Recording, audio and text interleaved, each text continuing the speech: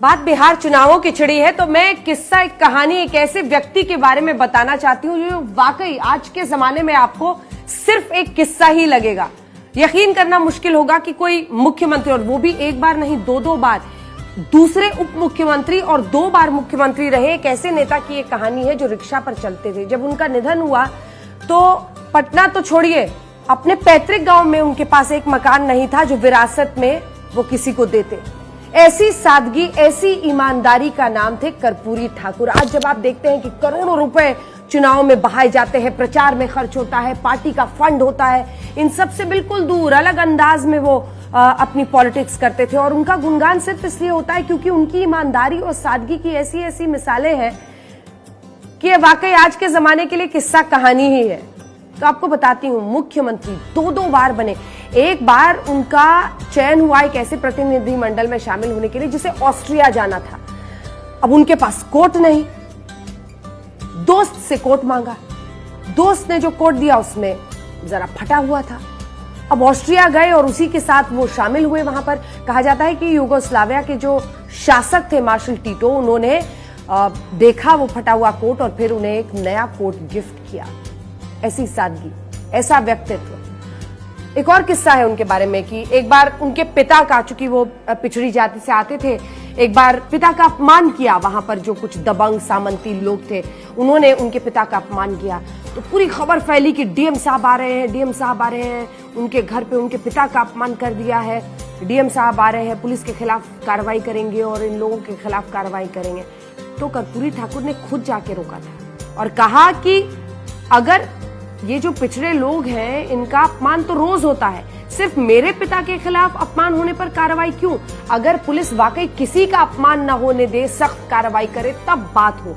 ऐसी सोच, ऐसी ईमानदारी, ऐसा व्यक्तित्व जिसकी वजह से कर्पूरी ठाकुर को अक्रॉस पार्टी जबरदस्त रेफरेंस है। देखिए, जेपी उनके गुरु थे, राम मनोहर लोहिया उनके गुरु थे।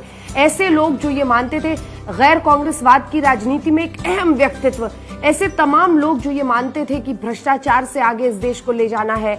अगर कोई 2 बार मुख्यमंत्री हो और उसके पास अपना कोई मकान ना हो जो वो विरासत में आने वाली पीढ़ियों को दे, इसी से आप उनकी ईमानदारी का एक अंदाजा लगा सकते हैं। और फिर बिहार की राजनीति की बात हो रही है तो सोचिए आज कैसे करोड़ों रुपए बहाए जाते हैं चुनाव प्रचार से लेकर, किस तरह से पार्टी में आरोप लगता है कि टिकट खरीदने के लिए आपको इतनी रकम देनी पड़ती है। तो एक कर्पूरी ठाकुर का भी दौर था। इसीलिए मैंने शुरू में ही आपको कहा था कि आज किस्सा ही सुनाऊंगी, क्योंकि आप लोगों को ये किस्सा ही लगेगा कि ऐसा भी कोई व्यक्तित्व था, ऐसी भी सोच रखने वाला एक आदमी था जो 2 बार मुख्यमंत्री रहते हुए भी इतनी सादगी से अपनी जिंदगी को जी रहा था कि हर कोई उनकी मिसाल आज भी राजनीति में देता है।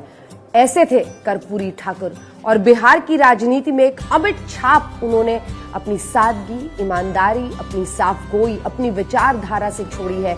मुख्यमंत्री बनते ही उन्होंने 27% आरक्षण पिछड़ों को दे दिया था।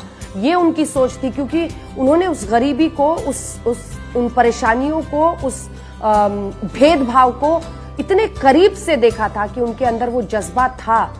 मंडल कमीशन तो बाद में, लेकिन उससे पहले ही उनका ये बदलाव करना बताता है कि उन्होंने सोचा था कि कैसे सबको लेकर आगे बढ़ना है।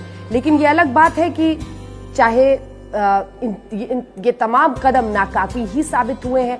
आज भी कई बार लगता है कि क्या वाकई जिस बहारे की बात हो रही है वो हो पाया है, नहीं हो पाया है। लेकिन इतना जरूर है कि कर्पूरी ठाकुर एक ऐसी मिसाल है जिनको कम से कम हम और आप किस्सा गोई के ही जरिए, बातों के ही जरिए याद जरूर करें, ताकि भ्रष्टाचार मुक्त, ईमानदारी वाली राजनीति की भी पहचान, उसका चेहरा बने कर्पूरी ठाकुर को कोई बिहार की राजनीति में भुला न सके।